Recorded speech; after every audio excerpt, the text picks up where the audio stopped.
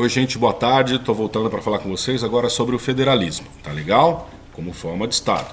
Bom, aqui no plano de aula de vocês está dizendo são trazidas as características básicas do federalismo. E quais são essas características básicas do federalismo?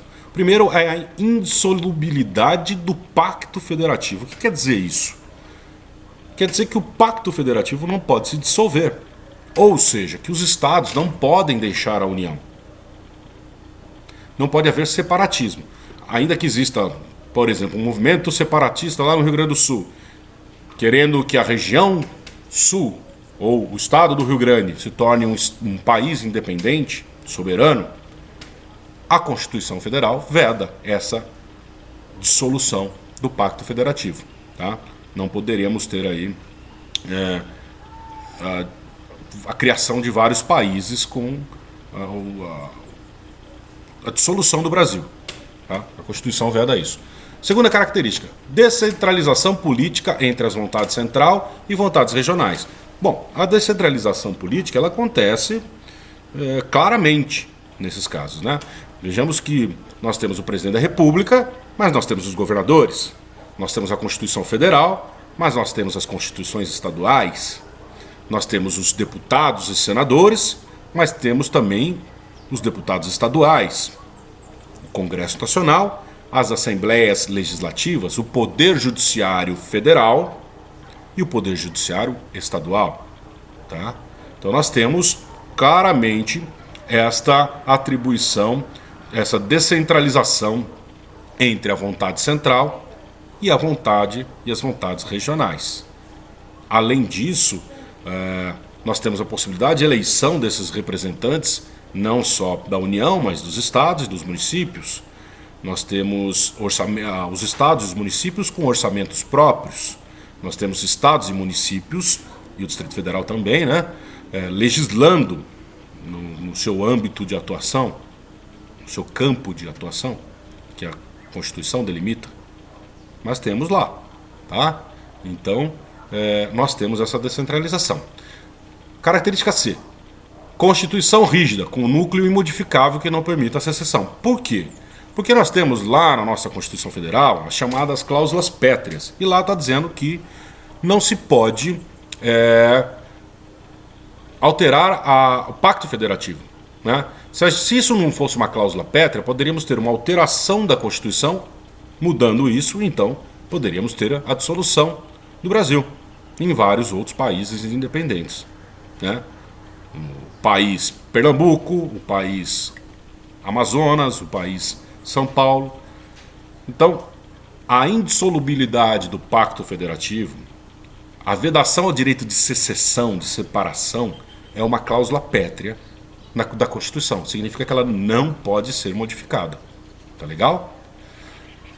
Outra característica, a existência de um órgão que represente e externalize a vontade dos membros da federação. Qual órgão é esse? Nós temos esse órgão, eu falei para vocês aqui no começo. É o Senado Federal. Enquanto a Câmara dos Deputados, estou falando do Congresso Nacional, tá? Do Poder Legislativo Federal. Enquanto a Câmara, que faz parte do Congresso Nacional, representa o povo dos seus estados, o Senado representa o interesse dos estados. Inclusive a eleição é diferente de deputados e senadores. Tá? Os senadores são eleitos pelo sistema majoritário, são os mais votados que são eleitos. Os deputados são eleitos pelo sistema proporcional. Né?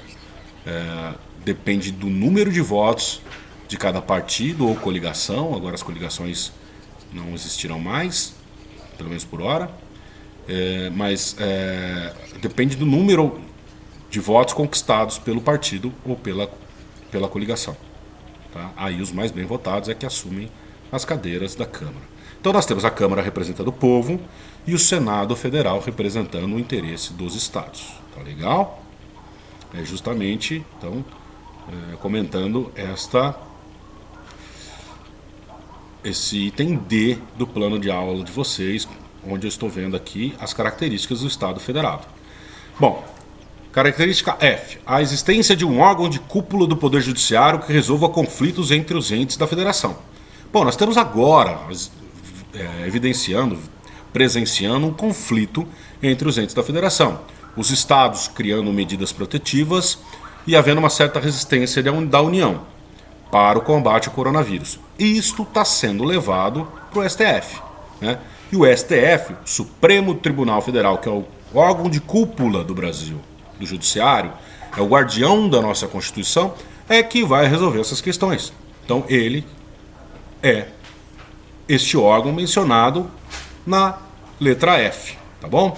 Letra G, auto-organização político-administrativa dos entes autônomos como possibilidade de produzirem suas próprias leis, terem seus próprios governos e sua própria administração. Gente, a gente já falou disso, né? O governo do estado de São Paulo não se organiza sozinho? Ele está subordinado ao presidente da República? Não. Os governos estão subordinados à União? Não. Todos estão subordinados à Constituição Federal. Todos, indistintamente. Mas os governos estaduais não estão subordinados à União. O governador do estado de São Paulo não tem que obedecer o presidente da República. Ele tem autonomia para se organizar. Tá? Ele tem que obedecer à Constituição Federal. E a Constituição Federal diz o seguinte: olha, isso é competência da União, isso é competência dos estados. Pessoal, desculpa aqui, minha cachorra está estressando aqui com alguém que está passando na rua, tá bom? Mas vamos lá. Além da auto-organização político-administrativa, também produzem as suas leis. Nós temos leis federais, nós temos leis estaduais e nós temos leis municipais, né? Inclusive nós temos constituições estaduais e as leis orgânicas dos municípios, que funcionam como uma espécie de constituição municipal. Tá legal? E, evidentemente, esses entes têm seus próprios governos, como a gente também já falou. Governos estaduais e governos municipais. Tá ok? Então vamos agora. Acho que o breve histórico da federação, do federalismo aqui, vocês já entenderam. Ele começa nos Estados Unidos com a união das colônias, das 13 colônias, para se defenderem da coroa após a independência dessas 13 colônias, da coroa britânica, e formam uma confederação. Só que a confederação ela permite o direito de secessão, o direito de retirada. Sendo assim, ela enfraquece essa união, esse direito de retirada. Para contornar isso, eles passaram de uma confederação para uma federação, retirando, portanto, o direito de secessão, o direito de retirada. Então ninguém mais das 13 colônias, hoje não são só 13, são muito mais estados americanos, mas nenhum dos estados americanos pode sair, pode se tornar independente, soberano. Tá? Quando a gente fala de autonomia política e administrativa, a gente não está falando de soberania. Lembra que eu falei para vocês em sala de aula sobre soberania? Soberania ela tem duas caras. Uma voltada para dentro, em que o Estado impõe a sua vontade aos cidadãos, aos súditos do Estado, e uma face virada para fora, para os outros países, né, que garante a independência do Estado, garante a independência do país. Né?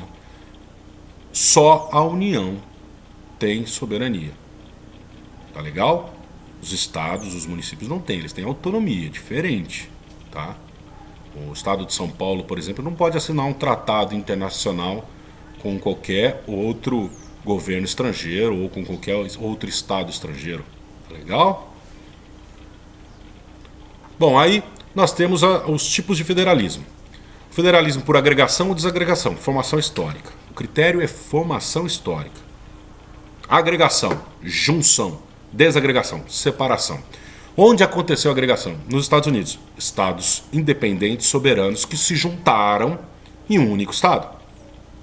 E por desagregação, onde aconteceu? No Brasil. Era um estado unitário que concedeu autonomias políticas e administrativas para as regiões, criando os estados da federação. Estado de São Paulo, do Rio de Janeiro, de Goiás, Mato Grosso do Sul e assim sucessivamente. Tá? Então, foi um movimento de desagregação, mas, evidentemente, essa desagregação não concedeu a esses estados a soberania, apenas a autonomia política e administrativa. Tá legal? Tipologia do federalismo, centralizador ou descentralizador. Esta é uma característica inversa à formação histórica. Quando o federalismo surge por desagregação, o ente central conserva na sua mão o maior número de poderes possíveis. E aí ele se torna o grande e poderoso ente da federação. O caso brasileiro típico da União. Veja que só a União pode legislar sobre liberação de drogas, sobre legalização do aborto, sobre pena de morte, né? Então nós temos um federalismo centralizador, porque o nosso movimento foi de desagregação. Então a União conservou na sua mão tudo aquilo que ela queria. Tá? Nos Estados Unidos aconteceu um movimento contrário, foi de agregação. Então os estados concederam à União o tanto de liberdade, eles abriram mão do tanto de liberdade que eles queriam. Né? Então eles abriram mão das suas soberanias, porque eram estados independentes, né? Transmitiram essa soberania para a União, mas conservaram em si uma grande autonomia política e administrativa. É por isso que lá nos Estados Unidos, os estados podem legislar sobre pena de morte, sobre legalização de drogas. Em alguns estados hoje é liberado o uso da maconha, né? Sobre a legalização do aborto. Em alguns estados é permitido o aborto, em outros não. Tá? Então lá nós temos um federalismo descentralizador. Eu estou falando no quesito de concentração de competências, de repartição de competências. Tá legal? Entenderam esse movimento? Enquanto no Brasil o movimento histórico foi do centro para fora, isso causou um federalismo centralizador. A União segurou nas suas mãos tudo aquilo que ela queria. Nos Estados Unidos foi o contrário. Tá bom? Federalismo dual ou cooperativo. Bom, o federalismo dual, ele traz em sua Constituição uma clara divisão das atribuições, das competências dos entes da federação.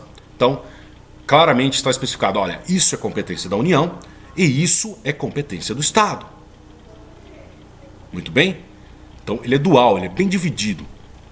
Tá? O federalismo cooperativo, a atribuição de competências comuns à União e aos Estados. Por que ele tem essa característica? Por que acontece isso? Por que a Constituição faz isso? Isso é próprio das constituições sociais como a nossa. Desde 1934, o Brasil adota um Estado social, um modelo de Estado social, em que ele adotou os direitos fundamentais de segunda dimensão, que são os direitos sociais, os direitos prestacionais. Então ele presta atividades, presta serviços públicos de saúde, de educação, tá aí o SUS, né, nos auxiliando nesse momento. Esses serviços são serviços prestados pelo Estado para atender a população. Quando ele tem esse modelo, quando ele tem essas características, ele é chamado de Estado social. E qual que é a preocupação do Estado social? É que as pessoas não fiquem desamparadas. É o estado do bem-estar social. É lógico que existem diferenças de um poderio econômico, não dá para comparar muitas vezes um Estado liberal com um Estado social, se o Estado liberal é muito mais desenvolvido, como acontece com o Estado americano comparado com o Estado brasileiro. Mas o Estado americano é um Estado liberal, que adota o federalismo dual. Né? Lá a União tem as suas competências bem definidas e os Estados têm as suas competências bem definidas. No Brasil, como há essa preocupação com o bem-estar social, a Constituição achou por bem atribuir a mais de um ente da federação algumas atribuições, como, por exemplo, a prestação de serviços de saúde, o fornecimento de medicamentos.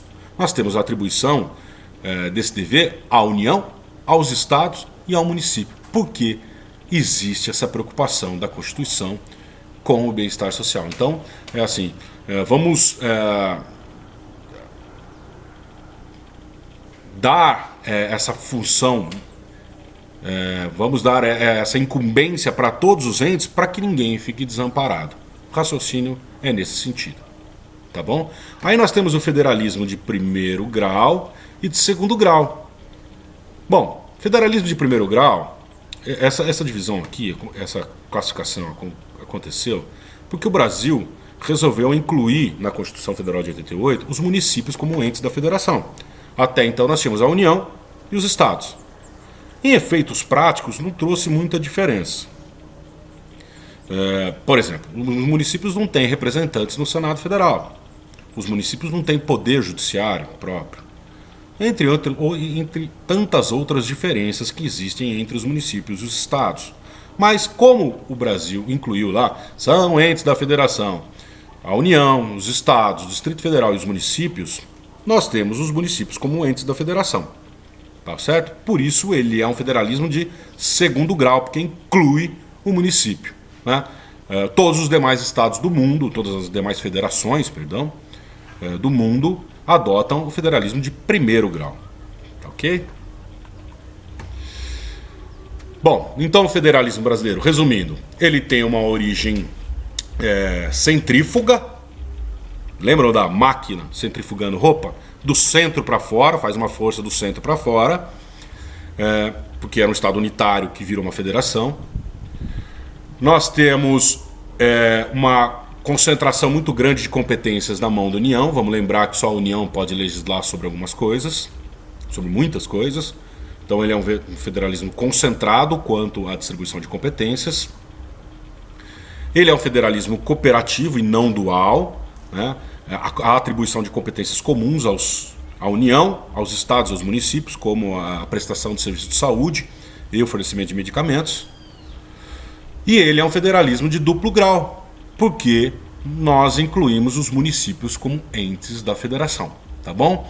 Espero ter esclarecido, espero que o vídeo também não tenha ficado muito longo e exaustivo, tá ok? Um grande abraço para todos.